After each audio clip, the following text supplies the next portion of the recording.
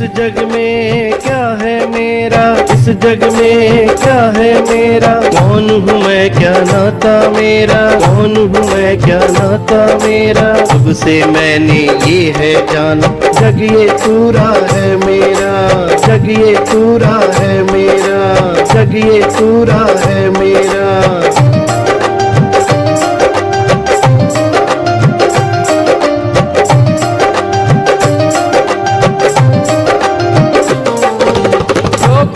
वो है सब मेरा, मैंने अर्जित किया यहाँ, मैंने अर्जित किया यहाँ। मैं ही स्वामी, मैं ही सेवक, मैं हूँ स्वयं का पालनहार, मैं हूँ स्वयं का पालनहार।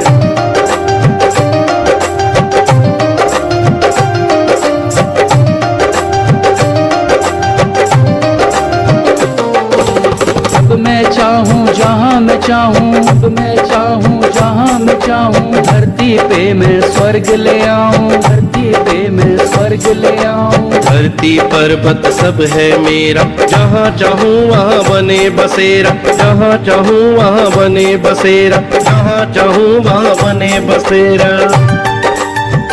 धन्यवाद जी। बहुत ही एक खूबसूरत गीत के साथ इसका आगाज हुआ है आज कार्यक्रम का।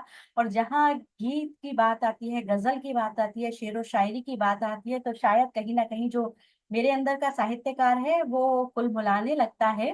तो मुझे ये जो माँ है, माँ का दूध है, इसके ऊपर एक मुनव्वर राना जी का एक शेर, बेहतरीन शेर याद आ रहा है कि माँ की गोद में खुशियों के खजाने, माँ की गोद में ही खुशियों के खजाने हैं, और माँ के दूध में ही जिंदगी के मायने हैं।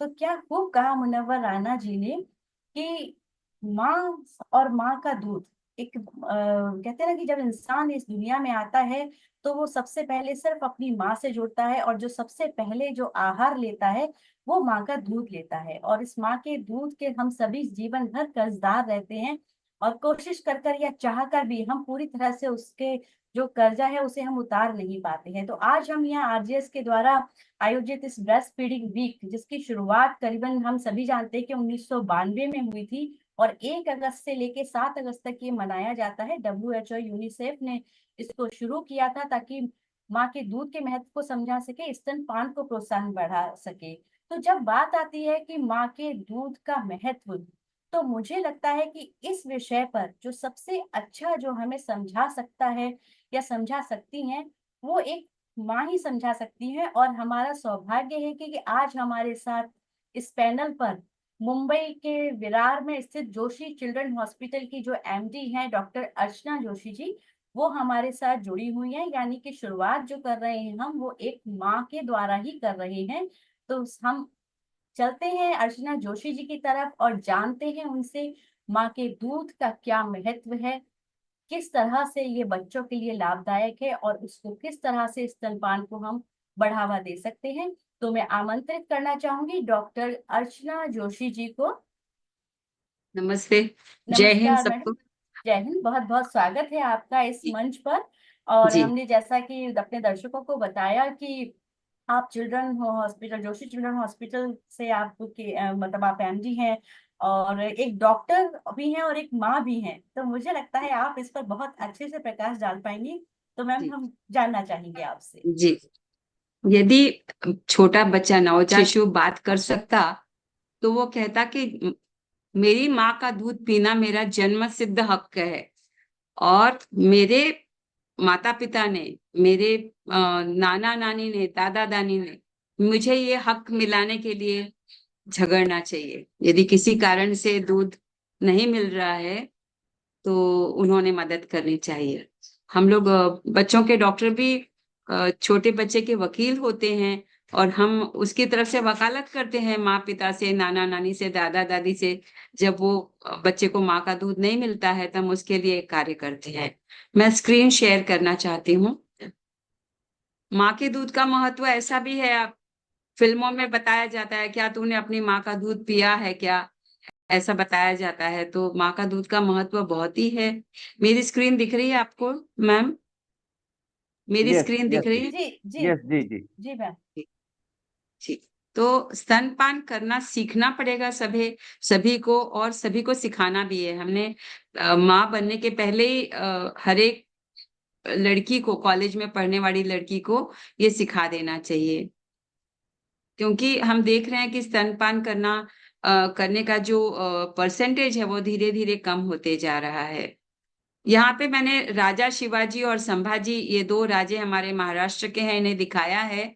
तो ये जो संभाजी महाराज हैं, इनकी माँ गुजर गई थी, इन्हें दूध नहीं मिला था, तो इन्होंने दूसरी माँ का, धाई माँ बोलते हैं अपने राजस्थान में, धाई माँ हो गई हैं, तो जो दूसरी माँ है उन्होंने अपना दूध पिलाकर इनको बड़ा किया, और वो बड़े शूरवीर राजा बन पाए।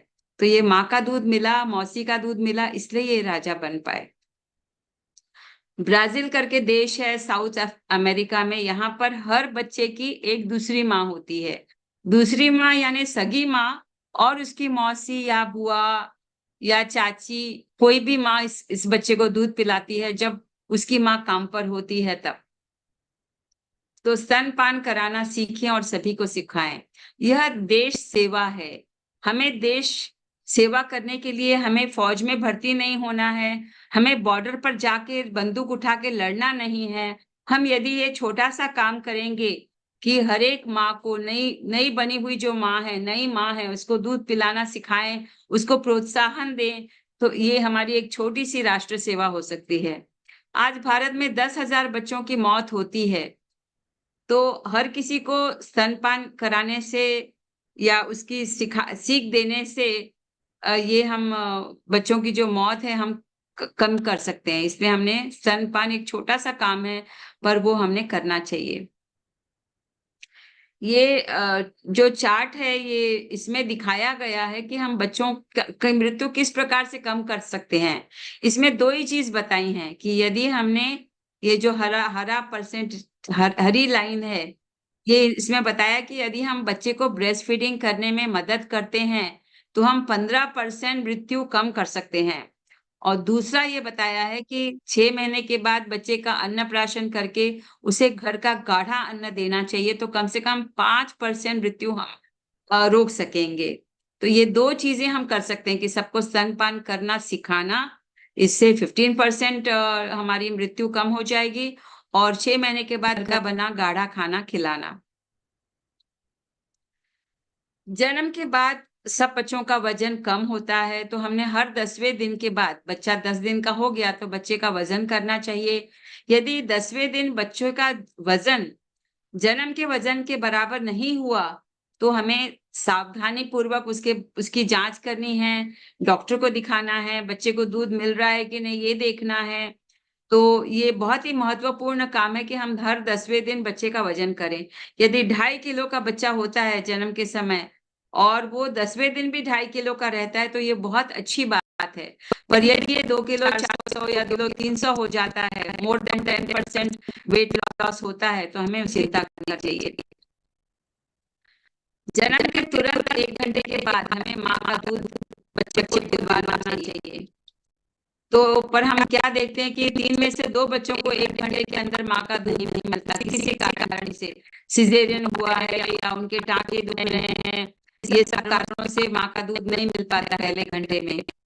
तो हमने मदद करनी चाहिए, बाल रोग तज्ञ होने के नाते या डिलीवरी के डॉक्टर होने के नाते या हम पेशेंट मरीज के रिश्तेदार होने के नाते हमने देखना चाहिए कि हर बच्चे को 24 घंटे में माँ दूध मिलना ही चाहिए पहले घंटे में। हमने किसी को भी बोतल का दूध नहीं देना चाहिए। और हम क्या देख रहे हैं कि आजकल हर 5 बच्चा बोतल से दूध पीता है, और कुछ सालों में तो ये बहुत ज्यादा प्रमाण बढ़ गया है बोतल से दूध पिलाना। इसके लिए सभी माताओं को दूध पिलाने के लिए 6 महीने की छुट्टी मिलनी चाहिए। इसका कानून भी है और सब माताओं को आजकल 6 महीने की छुट्टी मिलती है ताकि वे घर में रहकर बच्चे की देखभाल कर सके। जब छोटा बालक सीखता है तब उसकी उंगली पकड़ के चलाना सिखाते हैं उसको। इसी तरह जब माँ पहली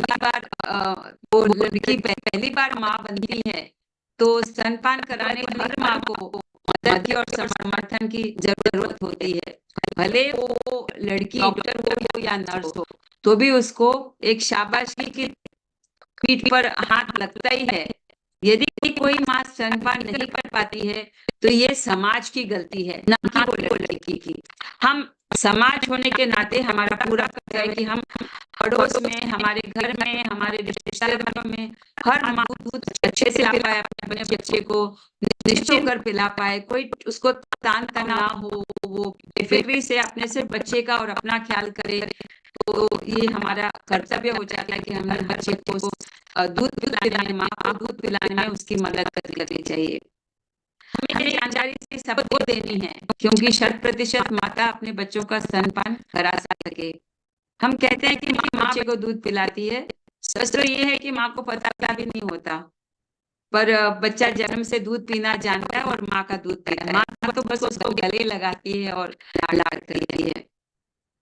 हमारा क्या काम होता है समाज की सभी माँ को दूध के बारे में जानकारी देना, इस दूध के, माँ के दूध के लाभ बताने और उन्हें बताना है कि जैसे बच्चा पैदा होता है उसको दूध पिलाना ले लो। ऐसा समझो कि दूध आया नहीं है। भगवान जब बच्चा देता है वो माँ को, हर माँ को दूध भी देता है साथ में। वो पूरी तैयारी बच्चे को बाहर नीचे भेजता है कि जैसे बच्चा होगा उसके पेट भरने के लिए दूध माँ पर्याप्त मिलेगा। हमने 6 महीने तक सिर्फ माँ का दूध देना है और 6 महीने के बाद हमने अन्नप्राशन करना है। अन्न से उसका प्राशन 6 महीने के बाद करना है, ना दूध से, ना की बोतल से, ना और किसी चीज से। और 2 साल तक हमने माँ का दूध चालू ही रखना है, क्योंकि ये अमृत है। संसार में यदि कहीं अमृत है इस भूतल पर तो वो माँ का दूध है। दूध के क्या क्या लाभ हैं? वो बच्चे के लिए संपूर्ण आहार है, उसमें सब विटामिन्स, मिनरल्स, प्रोटीन, ये सब उस दूध में है। ये आसानी से पचता है, इसको पचाने के लिए कोई अलग से दवाई हमें देनी नहीं पड़ती। और ये सबसे बड़ी बात कि ये रोग प्रतिरोधक क्षमता देता है। ये एक प्रकार की वैक्सीन है जो बच्चे को माँ से दी जाती है। ये रोग प्रतिबंधक वैक्सीन है, ये बीमारियों से बचाती है बच्चों को। जो बच्चे केवल माँ का दूध पीते हैं वो कभी बीमार नहीं पड़ते। वो डॉक्टर के पास सिर्फ वजन, लंबाई चेक करने जाते हैं या उनके टीकाकरण के लिए जाते हैं। इसके विपरीत जो बच्चे बॉटल का दूध पीते हैं या बाहर का दूध पीते हैं वो बार बार बीमार पड़ते हैं। उन्हें उल्टी, जुलाब, निमोनिया, ऐसे बड़ी बड़ी भयानक बीमारियों से वे बेचारे परेशान हो जाते हैं। जो माँ का दूध पीने वाले बच्चे हैं उनके मस्तिष्क का विकास सर्वोत्तम होता है। ये बच्चे पढ़ाई में अच्छे रहते हैं, ये मेरिट में आते हैं बच्चे, और माँ और बच्चे में अच्छा प्यार बढ़ता है, बॉन्डिंग अच्छी बढ़ती है। माँ के लिए कितनी सुविधा है कि उसे कम काम करना पड़ता है। यदि वो अपना दूध पिलाती है तो उसे कम काम है। उसे दूध बनाना, दूध बनाने के बर्तन धोना, वो दूध लाने के लिए धन खर्च करना, ये कुछ नहीं लगता। और उनकी मासिक पारी भी दूध पिलाने की वजह से देर से आती है और उनका दूसरा बच्चा भी देर से होगा, यानी दूसरा बालक देर से होगा, यानी नेचुरल फैमिली प्लानिंग हो जाती है। उनका गर्भाशय भी जल्दी छोटा होता है और स्तन और गर्भाशय का दर्द भी कम होता है। और स्तनपान करने के फायदे में से उनको ब्रेस्ट कैंसर भी कम होता है, कर्क रोग कम होता है। इसलिए ये सब फायदे माँ के हित में हैं और हर माँ ने बच्चे को अपना दूध देना चाहिए। स्तनपान करने से बच्चे की बीमार नहीं पड़ते तो उनके बच्चे की बीमारी पर और जो बीमार होते हैं वो खर्च भी कम हो जाते हैं बच्चों के। ये सब ना करें कि दूध कम पड़ रहा है या शुरू में जो बच्चे को शक्कर पानी या बाहर का दूध या शहद चटाते हैं, ये सब ना करें, क्योंकि इससे बच्चे का पेट भर जाता है और बच्चे का पेट भरने की वजह से वो जो दूध खींचने की उसकी क्षमता है वो कम हो जाती है, तो वो दूध नहीं पी पाता। यानी पेट भरा रहेगा तो क्यों मेहनत करेगा बच्चा। इसलिए बच्चे को शहद, पानी, बाहर का दूध ना दे। ये सब चीजों देने से बच्चों को बीमारियां होती हैं, एलर्जी होती है, इसलिए बॉटल ना दे। बाजार के डब्बे वगैरह भी ना दे बच्चों को, माँ का प्योर दूध दे। सफल स्तनपान करने के लिए हमें क्या करना है? जन्म के पहले माँ को ये सब जानकारी देनी है जो मैं आपको आज दे रही हूँ। आप घर घर जाकर नई बनने वाली जो माताएं हैं इनको ये जानकारी दें, उनके निप्पल सही हैं कि नहीं ये देखिए, उन्हें बच्चे को दूध पिलाने के लिए ठीक से पकड़ना सिखाएं, कैसे पकड़ना है, और बच्चे को जन्म होते ही उन्होंने छाती से लगाना है और बॉटल का दूध कभी नहीं देना है। एक बात आप लोग समझ लीजिए कि सगी माँ का दूध यानी अपन ने खुद की माँ का दूध पिया, ये सगी माँ का दूध हो गया। यदि हम गाय भैंस का दूध पीते हैं तो हम सौतेली माँ का दूध पीते हैं। भगवान कृष्ण भी जब जन्मे थे, उनका जन्म हुआ था जेल में, और जेल में जन्म होने के कारण वासुदेव जी उनको मथुरा लेके गए थे, यशोदा जी के यहाँ। यशोदा जी के उन्होंने यशोदा जी का दूध पिया, ना कि जो 1000 गायें जो नंद भैया के पास थी वो गायों का दूध नहीं पिया। उन्होंने यशोदा माँ का दूध पी के वो बड़े शूरवीर बने, जिसके बारे में अपन सब जानते हैं। तो बॉटल को हम लोग आजकल पूतना राक्षसनी के नाम से जानते हैं। ये वो राक्षसनी है जो आजकल के बच्चों को जहरीला दूध पिलाती है, बच्चों को बीमार करती है और मार डालती है। इसलिए ये पूतना नाम की जो बॉटल है, इससे हमें बचना चाहिए। इसलिए बॉटल से दूध कभी ना पिलाएं। ऐसा हमने माँ को कभी नहीं कहना है कि आपके निप्पल्स छोटे हैं, कि स्तन का साइज छोटा है, आपको दूध नहीं आएगा, आपको दूध कम है। घर में अक्सर नानी दादियां जो रहती हैं, बड़ी बूढ़ियां, वो बच्चा रोने लगा तो बोलती हैं, देखो बेटा तुम्हारे को दूध शायद कम है इसलिए बच्चा रो रहा है। मैं बताना चाहती हूँ कि 1000 कारण है बच्चों के रोने का। कभी उनका डायपर गीला हो जाता है, कभी उनको माँ की जरूरत होती है। तो हर बार दूध कम है इसलिए बच्चे रोते नहीं हैं। तो ऐसा शब्द घर में उच्चारना कि तुम्हें दूध कम है, ये हानिकारक है। माँ के दूध आने में ये ब्याधा डालता है, इसलिए ऐसा नहीं कहना चाहिए। सब लोगों ने शाबाशगी देनी चाहिए वो माँ को, और प्रोत्साहन ही देना है कि भाई तुझे दूध है, तू अच्छे से खा पी, बच्चे का ख्याल कर, बाकी हम सब देख लेंगे। तो ऐसा कहने से माँ का आत्मविश्वास कम हो जाता है। इसलिए हमने माँ को विश्वास देना है, प्रोत्साहन देना है, ना कि ऐसे गलत शब्दों का उच्चार करके उसे तकलीफ देना है। अच्छे स्तनपान होने के बाद बच्चों को 24 घंटे में 3-4 बार उनको पॉटी होती है, 6-7 बार पेशाब होती है। बच्चे हर 2-3 घंटे में दूध पीते हैं। उनकी जो टट्टी होती है वो पीली पीली होती है, पतली होती है। हम लोग बोलते हैं कि सोने के रंग की होती है, ऐसा हम लोग बोलते हैं। और ऐसे बच्चों का वजन 15 से 30 ग्राम तक रोज बढ़ता है। 6 महीने के बाद हमने अन्नप्राशन करना ही चाहिए, क्योंकि 6 महीने के बाद माँ का दूध उतना नहीं बढ़ता। बच्चा हमारा जो 2.5 किलो का है वो अभी 5-6 किलो का हो गया है, तो उतना दूध पर्याप्त नहीं होता है। इसलिए 6 महीने के बाद हमने घर में बना हुआ जो ठोस आहार है वो नानी या दादी के हाथ से चटा के एक फंक्शन जैसा कर लेना चाहिए अन्नप्राशन का, और गाढ़ा अन्न देना चाहिए। अब अन्न कितना गाढ़ा होना चाहिए? यदि ये चम्मच है तो हम चम्मच को यदि टेढ़ा करें तो वो गाढ़ा अन्न गिरना नहीं चाहिए, इतना पतला नहीं होना चाहिए। यदि वो गिर गया यानी वो अन्न पतला है। यदि वो ऐसे ही रहा यानी वो ठोस है, गाढ़ा है, और ऐसे अन्न पिलाने से बच्चे की बाढ़ अच्छी होगी, उसकी हेल्थ अच्छी होगी और वो तंदुरुस्त रहेगा। पानी ज्यादा देने से बच्चे कमजोर हो रहे हैं, इसलिए दाल का पानी, चावल का पानी, फलों का जूस ये ना देते हुए हमने ठोस आहार बच्चे को देना चाहिए। पेशाब का भी बहुत महत्व है। यदि पेशाब अच्छी हो रही है बच्चे को, तो यानी उस बच्चे को पर्याप्त दूध माँ का मिल रहा है। तो ये छोटी सी कविता है, सूसू अच्छी तो छोरी अच्छी। वो हमने लड़की बताई है कि अच्छी पेशाब कर रही है। ये देखिए चित्र में अच्छी पेशाब कर रही है, और यहाँ पे इतने सारे उसके कपड़े सूख रहे हैं। जिस घर में ज्यादा बच्चे के कपड़े सूख रहे हैं यानी उस बच्चे को माँ का दूध पर्याप्त मिल रहा है। ये सिर्फ हम बाहर आंगन में झांक के देख के बता सकते हैं कि इस माँ को दूध अच्छा है, क्योंकि बहुत सारे लंगोट और बहुत सारे कपड़े लटक रहे हैं और इस बच्चे को अच्छी पेशाब हो रही है। यदि पेशाब कम होगी तो हमें तकलीफ, बच्चे को तकलीफ हो सकती है, इसलिए हमने डायपर भी नहीं लगाना चाहिए। सुसु अच्छी छोरी अच्छी, सुसु कम छोरी बुरी, सुसु नहीं छोरी नहीं, सुसु पे नजर रखिए, डायपर हटाइए, सुसु देखिए, छोरी बचाइए। ठीक है, तो ये बताया है कि हमने पेशाब पे ख्याल करना है। यदि पेशाब बच्चे को अच्छी हो रही है तो उस माँ को दूध पर्याप्त हो रहा है, क्योंकि माँ के दूध में 90% पानी रहता है और ये पानी पेशाब करवाता है बच्चे को, और इसलिए हमें अलग से पानी बच्चे को देने की जरूरत नहीं होती है। कठिनाइयां क्या क्या होती हैं? यदि बच्चे को हम बराबर छाती पे ना लगाएं तो बच्चे के मसूड़े निप्पल को काटते हैं और निप्पल में जख्म हो जाती है। इसके सोर निप्पल बोलते हैं।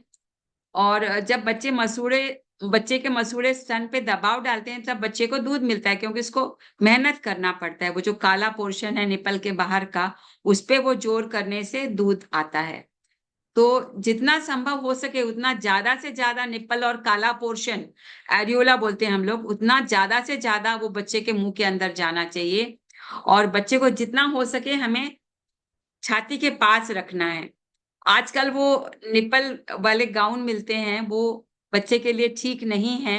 बच्चे को ब्रेस्ट फीडिंग देनी है, हमने पूरी छाती से लगाना है, ना कि वो छोटे से छेद में से बड़ा छोटा सा निप्पल निकाल के देना है। तो बच्चे को बार बार दूध पिलाइए। निप्पल के घाव के लिए वो हवा खुला रखेंगे तो वो सूख जाएंगे, और कभी कभी हम उसे सेक भी सकते हैं। यहाँ पे बताया है फ्लैट निप्पल, तो इसको सिरिंज से हम लंबा कर सकते हैं। अंदर गया है वो है निप्पल, आप देखें यदि चित्र में आपको दिख रहा है तो ये निप्पल छोटे दिख रहे हैं, तो ये आप इसको दुरुस्त कर सकते हैं। कैसे कर सकते हैं कि एक हमने 10 मिलीलीटर की सिरिंज ली, जो इंजेक्शन देने की सिरिंज है, वो 10 मिलीमीटर की सिरिंज ली। उसका उसका जो भीतरी रॉड है उसको हमने बाहर निकाला। ये भीतरी रॉड है, इसको हमने थोड़ा सा बाहर निकाला, और सिरिंज का ऊपर का हिस्सा 1 इंच हमने काट दिया। यहाँ काटा है, देखिए कट वाली लाइन है। और अब हमने पिस्टन को बाहर निकाला, पूरी पिस्टन को बाहर निकाला, और उल्टे दिशे से हमने इसको अंदर डाला।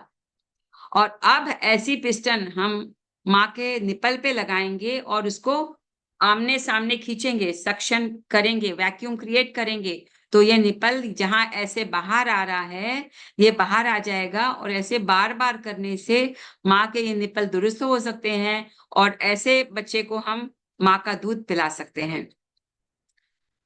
तो आगे की जानकारी के लिए मैं डॉक्टर हेमंत जोशी को ये हैंडओवर करना चाहती हूँ, क्योंकि उन्हें भी जी कानून के बारे में बात करनी है। जी डॉक्टर मैम, हेमंत जोशी। बहुत म्यूट कर शिव। ओके चल। मैडम आप म्यूट हो गई हैं। रिंकल जी आप म्यूट हो गई जी हैं। जी जी, मैं माफी चाहूंगी। वो तो बहुत ही नमस्ते, अच्छी क्या मैं जानकारी सुनाई देता आपने हूँ? दी है। सर एक मिनट, एक आवाज घूम चुका मिनट, मतलब? जी जी, एक सेकंड, एक ए- सेकंड। एक सेकंड।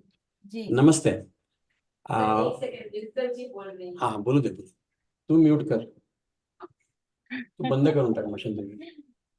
जी हाँ कोई बात नहीं। ये तो इतना तो हम जान ही चुके हैं, दोनों पति पत्नी हैं और साथ ही बैठे हुए हैं।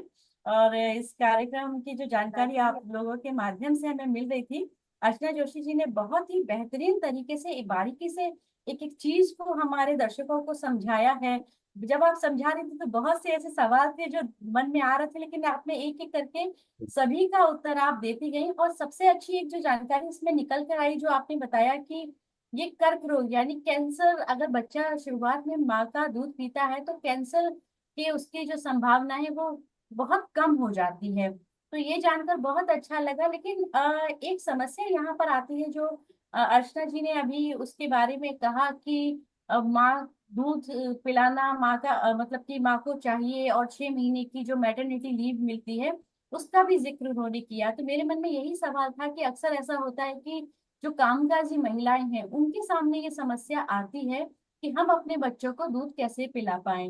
तो आजकल तो ये हमने देखा है कि कानून आया है कि 6 महीने की मैटरनिटी लीव लेनी चाहिए, लेकिन इस पर पूरी तरह से प्रकाश डालने के लिए हमारे साथ जोशी चिल्ड्रन हॉस्पिटल के ही जो एमडी हैं डॉक्टर हेमंत जोशी जी, वो हमारे साथ जुड़े हैं।